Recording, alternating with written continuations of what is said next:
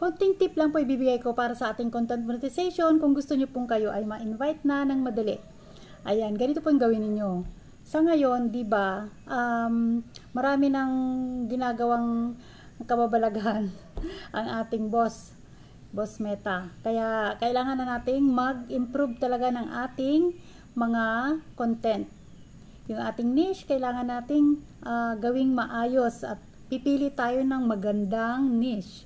Ako, wala pa ako napipiling magandang niche, pero na-invite naman ako nung ako ay may years pa lamang. At sa ngayon, ako ay meron ng 11,000 followers doon. At awa ng Diyos ay na-invite na po ako sa ating content monetization. Ang ginawa ko lang po, bago ako naglagay ng aking mga video, hindi po talaga ako kumuha ng video sa iba. Kumuha ako, pero meron akong isang nakuha. Inano ko lang yun, talagang inedit ko ng bonggang-bongga. Kailangan niyo pong i-edit ng bonggang-bongga yun. Baliktarin nyo, palakihin ninyo, paliitin, pabilisin, at lagyan nyo ng enhancement yung inyong gagawin. Kagaya ng yung kulay, papalitan din nyo rin yung kulay, at saka papalitan nyo rin yung mga tawag dito, mga caption niya. Kung may nakuha kayong caption, papalitan nyo. Ayan, pumunta lang po kayo sa isang kung anong app na gusto ninyong pang edit, doon po kayo. Basta ayusin nyo lang po ang gamit nun. Ayan, ang isa pa, wag po muna kayong gumawa ng music na video nyo, yung may music, kasi hindi po kayo ma-monetize niyan, hindi po kayo ma-invite. Ang kailangan lang original video. Kaya hindi ko sinasuggest yung kukuha kayo ng ibang video sa iba.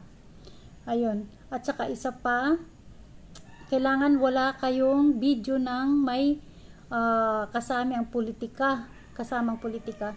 Hindi po maganda at hindi po pwede sa kanya yun. Ayun.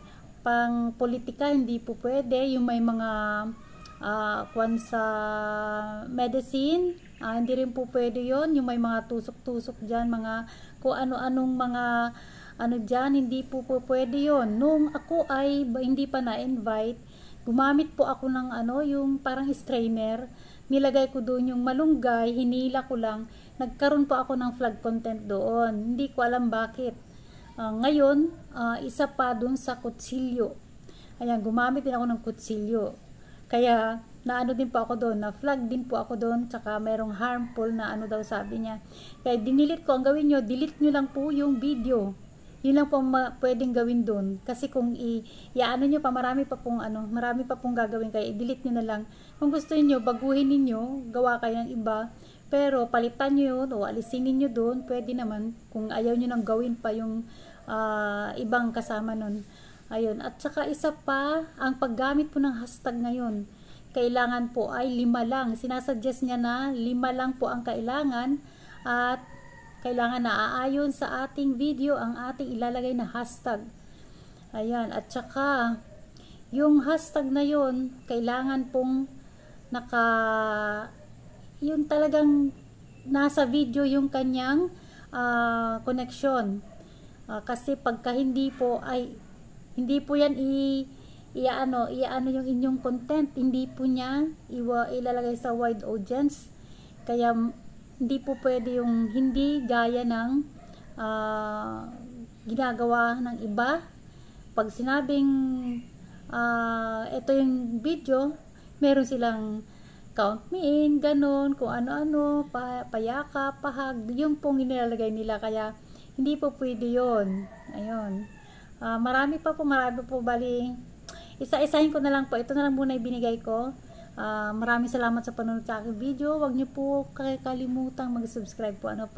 Please subscribe, follow, like, and share po. Maraming salamat.